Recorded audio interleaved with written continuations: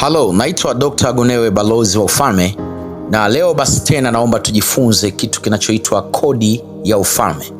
Watu wengi sana wamenipigia simu na wengine wamenitumia message kutaka niwafafanulie namna kodi hii inavyofanya kazi na inakuwaje. Sasa katika nchi za kifalme hii ni kodi muhimu sana na inaitwa, of course wenzetu wazungu wanaita monarchical tax.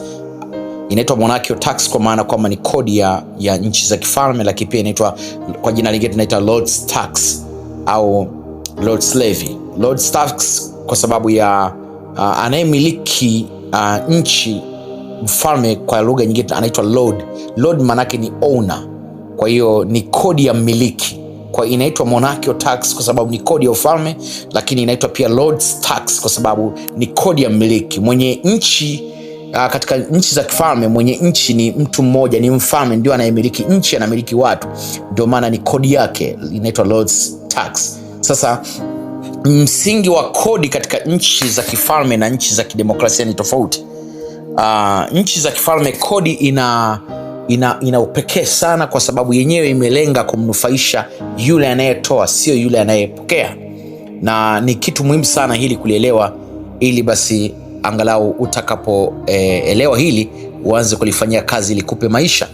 Kwa hiyo ndio maana kodi hii mwanzilishi ni Baba yetu wa mbinguni. Kwenye katiba yake ya ufalme aliwafundisha wengi kufanya hii kodi, na kabla hata hatujaona kwa wazi, lakini tunaona kabisa walianza kutoa kodi. Watu kama kina Ibrahim, kina Isaka, kina Yakobo walifundishwa na serikali ya mbinguni mapema kutoa hii kodi inaita Lord's tax au monarchical tax.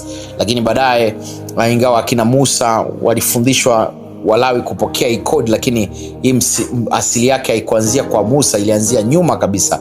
Mzee wa mbinguni alifundisha, kwa sababu kodi ni kitu ambacho cha kinchi, kinaishi wakati wote. Uwezi kusema sasa hizi hatutoi kodi, kipindi fulani tulikuwa tunatoa kodi. Kodi ni maisha ya nchi, ni maisha ya nchi na ni maisha endelevu. Kwa hiyo hii inaitwa monarchical tax au Lord's tax. Sasa kodi zote kwenye nchi za kifalme za zamani, ancient kingdoms, kodi zote zilikuwa zinatolewa ni 10%. Maana yake ukipata kitu chochote inasadika kama pato, kwa unachukua 10% ya kile kitu ndio unatoa kama kodi. Na unapotoa kodi ya 10%, maana yake ile 90% inayobaki inakupa wewe uhalali wa kuitumia kisheria. Maana yake unaitumia kisheria kwa sababu umekwisha itakasa, umekwisha kuifanya imekuwa na haki, kwa sababu tayari umeshatoa ile kodi ya yule mwenye nchi mmiliki. Na ndio maana sehemu ya 10 kutoa kodi, unapotoa kodi unakiri kwamba ulivyo navyo sio vya kwako. Na kweli nchi ya kifalme sio ya mtu mmiliki mwenye yupo, na ndio maana ukitoa kodi unakiri kwamba hiki kitu sio cha kwangu bali ni cha mmiliki. Na ndio maana lazima umpelekee sehemu ya 10. Manake unapompeleka sehemu ya 10, manake ile 90 ndio unapata walale kuitumia. Na tayari unapotoa kodi umekiri kwamba vile vitu vyote vinavyojaza kwenye nchi sio vya kwako, kwa sababu hii ni amri ya kisheria kutoka kwa mfalme kwamba lazima nchi zote za kifalme ipelekewe sehemu ya 10. Kwa hiyo manake mwenye mali mwenyewe pamoja, wewe mwenyewe ni mali ya huyo mfalme. Kwa unaposhiriki kufanya lile agizo kwa uaminifu la kutoa sehemu ya 10, unakiri kwamba wewe pamoja na mali zote ni za huyo, na ndio maana umemtii. Sasa usipotoa kodi ya 10%, mara zote unakiri kwamba unampinga yule ambaye mwenye hiyo nchi, unampinga mwenye nchi, na unapinga kwamba hivyo vitu sio vyake, na wewe sio mali yake, na ndio maana unaamua kutofanya hiko kitu agizo. Ndio maana ni kitu hatari, watu wengi hawaelewi. Sasa kodi zote kwenye nchi za kifalme za zamani ni 10%. Sasa kodi ya ufalme ni sheria ya uwekezaji kwa ajili ya kumstawisha raia wa ufalme. Kwa yenyewe imelenga zaidi sana kumstawisha. Sasa hii kodi ya mmiliki au kodi ya ufalme inaitwa fungu la 10 au sehemu ya 10, kwa sababu yenyewe ni lazima ni 10%. Nchi zote za kifalme zimekuwa zikifanya hiki kitu kutoa sehemu ya 10. Kwa hiyo ndio maana wengine wanaita fungu la 10 au sehemu ya 10. Sasa kodi hii imelenga kufungua mlango wa serikali ya ufalme kwa raia husika, kwa kila aliye mwaminifu wa kutoa kodi hiyo. Serikali ya ufalme huwa inamwamini kila aliye mwaminifu katika utoaji wa kodi ya ufalme, kwa sababu wanaamini kwamba huyu ni mwaminifu. Unajua unachopata hakuna anayekiona, Sasa kama unakuwa mwaminifu kumpelekea mfalme sehemu yake ya 10, manake wewe ni mwaminifu, na ndicho ambacho kinachopimwa. Na ndio maana serikali ya ufalme yote, mtu mwaminifu anapimwa kwa kulipa kodi ile 10%, kwa sababu wanakuwa hawakuoni, lakini umekuwa tu mwaminifu mwenyewe. Na ndio maana kupitia utoaji wa kodi hii, serikali imelenga kuchagua waaminifu ndio wastawishwe ndani ya ufalme. Na ndio maana unapompelekea mfalme ile kodi, mfalme anaanza kukutengenezea connection ya wewe kupata mashamba, kupata aina za mbegu nzuri, na kupata wakati mwingine mifugo, na kuongezea utajiri zaidi, kwa sababu anajua kabisa wewe ni mwaminifu. Na ndio imekuwa ikifanyika hivyo katika nchi zote za kifalme. Kwa unapotoa 10%, unajipa uhalali kisheria wa kutumia 90%, na unapotoa kodi unakiri kwamba ulivyo navyo si vyako, maanake unakubaliana na yule mfalme kwamba vyote hivi ni vyake. Usipotoa kodi, maanake umemkatalia kwamba hivi vitu sio vyake, ni vya kwako wewe. Na ndio maana hata na sisi tunapokosa kutoa sehemu ya 10, mara zote tunakiri kwamba yule Baba wa mbinguni, hii dunia na vyote vile sio vya kwake, na wewe sio mali yake. Na ndio maana utoi kodi, ndio tafsiri yake, kwa sababu yeye amesema tutoe sehemu ya 10 kwenye nchi yake, kwa sababu yeye ndio mmiliki, ndio inaitwa Lord's Levy, Lord's Tax, ni kodi ya mmiliki. Sasa unapokosa kutoa, manake unakiri kwamba yeye sio vyake, kwa hiyo unamgomea kwamba hivi vyote ni vyako. Na kwa sababu hiyo ndio maana utakuta yeye anakuacha uweze kuoperate mwenyewe. Na ndio maana wengi wasiotoa kodi huwa mara zote hawawezi kufikia maisha ya utimilifu ya juu ya ufalme. Mara nyingi wanaishi kwenye laana, wanaishi kwenye mabalaa. Anapata pesa, lakini pesa zake unaona kabisa hasongi mbele kwa viwango vya juu sana. Kwa hiyo hilo ni muhimu sana kulielewa. Sasa naomba nitembee katika hii Malaki ili tuweze kuona kwa upana sana nini kimekusudiwa katika Malaki 3:8 hadi 11, kwa sababu ndio andiko pekee ambalo limefafanua hii kodi kwa upana sana. Sasa inaanza, je, mwanadamu atamwibia Elohim? Hata hivyo mnaniibia. Naam, mnauliza tunakuibia kwa namna gani? Mnaniibia zaka na sadaka nyingine. Unaweza kuona mfalme Elohim anasema mwanadamu anaweza kumwibia mfalme Elohim. Yes. Mnamwibiaje? Kwa maana kwamba vile vitu vyote ni vyake. Sasa katika vitu vyake yeye ameona sio mchoyo wewe umpe tu sehemu ya 10, kwa sababu unavuta pumzi, afya aliyokupa, mwili aliyokupa, nafsi aliyokuumbia, kila kitu ulicho nacho hicho kwenye mwili, vyote vinavyozunguka ni vyake yeye. Kwa hiyo yeye anachotaka ni sehemu ya 10. Kwa unapokosa kumtolea, manake unamuibia. Manake ni kwamba ile sehemu 10 ndogo, manake ni kwamba unamuibia, kwa sababu yeye ndo ametaka tu hiyo sehemu ndogo tu, ili yeye achukue, ili wewe uweze kupata 90. Na hii kodi huwa anataka kwa sababu ya kuweza kufanya ufalme wake duniani uweze kupanuka kwa viwango vya juu sana. Kwa hiyo tunakuwa uweze, kwa sababu hicho kitu sio cha kwetu, hizi mali sio za kwetu, na yeye ametuambia tumtolee sehemu ya 10. Kwa unapotoa, manake ni kwamba umejiondoa katika ile orodha ya watu kuwa wezi, kwa sababu umetii na kuonyesha kwa mfalme kwamba kila kitu alichokupa ni mali yake, na ndio maana unaonyesha uaminifu wa kumpa. Anasema mko chini ya laana ninyi taifa lote, kwa sababu mnaniibia mimi. Unaona, kodi inatolewa na taifa. Kodi haitolewi kwenye dini au dhehebu. Kodi inatolewa taifa lote, wanadamu wote.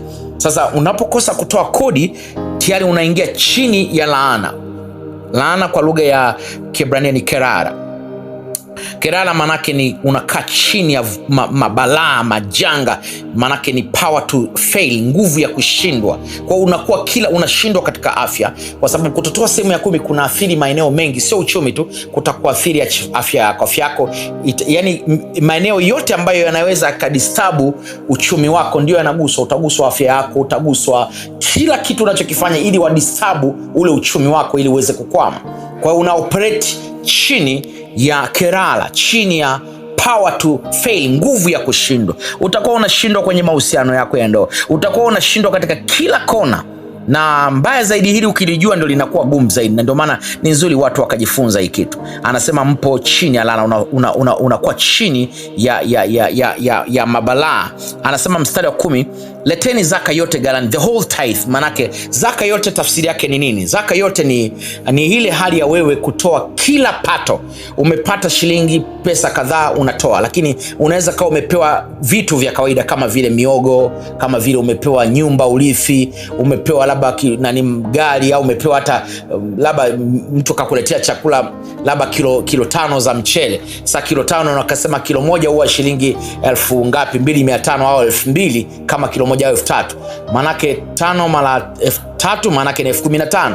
Manake ni kwamba lazima utachukua katika 1500 utachukua nafikiri shilingi 1500 kama kodi, kwa utaigeuza in terms of pesa ili itoleke, au kama utatoa unaweza kuigawa sehemu ya 10 ule mchele au chochote ni sawa, lakini kama utaigeuza in terms of pesa basi unaweza ukatoa. Na ndio maana kodi tunatoa kila kitu unachopata. Hata ukipewa nguo, mimi ndio huwa nafanya hivyo. Hata nikipewa shati, na kwa mfano nimepewa shati labda shilingi 50,000 mtu amenipa, nachukua ile sehemu ya 10 ya labda kama shati la 50,000 nachukua shilingi 5,000, maana yake hapa ni sehemu ya 10 natoa, na ndio nafanya kila kitu ninachopata. Huwa nafanya kila kitu, hata kama nimepewa kitu au umepewa urithi. Ukipewa ni kodi, labda umeachiwa nyumba, lazima uigeuze ile nyumba in terms of cash, then unatoa. Na ndio maana hii kitu watu wengi wanaonekana kana kwamba wanatoa sehemu ya 10, lakini sio. Wao wanatoa wakipata pesa, lakini akipewa vitu vingine anakuwa hatoi. Ndio maana anajiona mbona mimi napata mabalaa, lakini natoa sehemu ya 10, lakini kumbe hagusi vitu vyote anavyopata, anagusa tu pesa anazopata. Lakini mpato sio pesa, ni vitu vyote. Anasema vile leteni zaka yote, ndio maana the whole tithe, manake chote unachopata. Mimi hata nikinunuliwa soda, nimeenda sehemu fulani nikanunuliwa chakula, nikanunuliwa soda, huwa kimoyomoyo kime na kaunti gharama kiasi gani. Hii nikitoka pale mwenyewe na kivyango vyangu naenda natoa kodi kwa mzee. Nikishatoa kodi tayari ninakuwa niko salama. Na ndio maana ni ngumu sana mimi uchumi wangu kushuka, kuharibikiwa, kwa sababu ni mwaminifu kwenye kodi katika kila ninalopewa. Na ndio hiyo nimejifunza maisha yangu na nimefundisha familia yangu hivi. Anasema hivi, leteni zaka yote. Anasema ili kiwemo chakula katika nyumba yangu, nijaribuni au mnipime katika hili, asema Yahweh majeshi. Kwa nini anasema tumjaribu au tumpime? Hii ni concept katika nchi za kifalme. Wafalme huwa wanapimana. Mfalme wa mbinguni baba yetu huwa anachukulia sisi kama ni wafalme. Sisi ni wafalme wadogo, yeye ni mfalme mkuu. Sasa kwenye nchi za kifalme wafalme huwa wanapimana. Wanapimana kwa kupeana mali, yani ili kujua kwamba huyu ni mfalme mkubwa mdogo.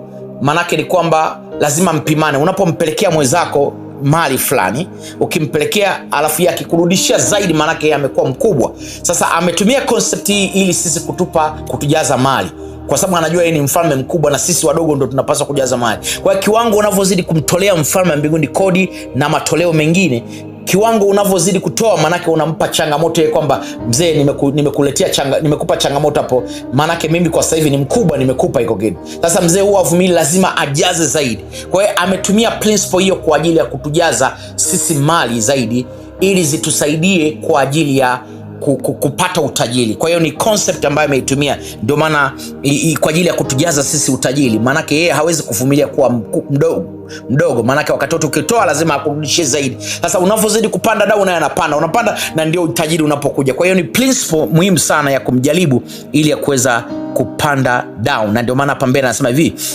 nanyi muone kama sitawafungulia madirisha mbinguni na kuwamwagieni baraka nyingi. Unaona neno baraka manake ni nguvu ya kushinda, power to succeed. Manake ile baraka, yani anafungua mbingu. Manake mtu wote, ndio unaweza kuona hapa, mtu anayepeleka petition, anayeomba, mtu anayefanya vitu vyote duniani huwa afunguliwi mbingu, ila anayefunguliwa mbingu ni yule anayetoa kodi peke yake. Manake anasema mbingu inafunguka, manake kinachoweza kufungua mbingu ni kodi peke yake ya nchi. Inakufungulia, inakupa access kwenye serikali ili uweze kupata marupurupu. Anasema hivi, muone kama nanyi sitawafungulia madirisha mbinguni na kuwamwagieni baraka nyingi.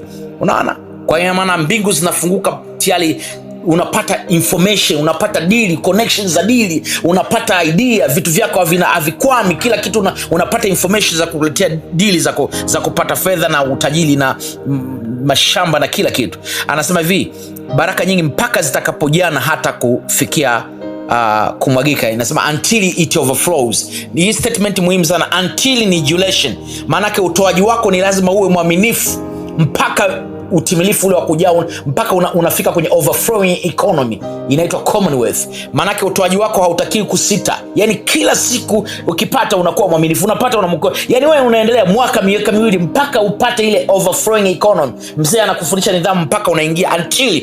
Kwa hiyo ni kitu cha duration, maanake ni kitu endelevu. Utakuta mtu anatoa kodi leo, kesho yake atoi, kesho kuta. Hapana, hii kitu lazima kiwe na mwendelezo until it overflows, mpaka zitakapojaa hata kufikia kumwagika. Maanake unaendelea mpaka upate ile overflowing economy, mpaka upate ile Commonwealth. Hiyo ni muhimu sana. Kwa hiyo unaweza kuona hapa kodi ni muhimu na ndio inayoachilia maisha yetu kutoka mbinguni, ili tuweze kuwa na utele duniani kwa viwango vya juu sana. Naomba niishie hapa, naendelea kufafanua sehemu inayofuata. Naitwa Dr. Gunewe, asante.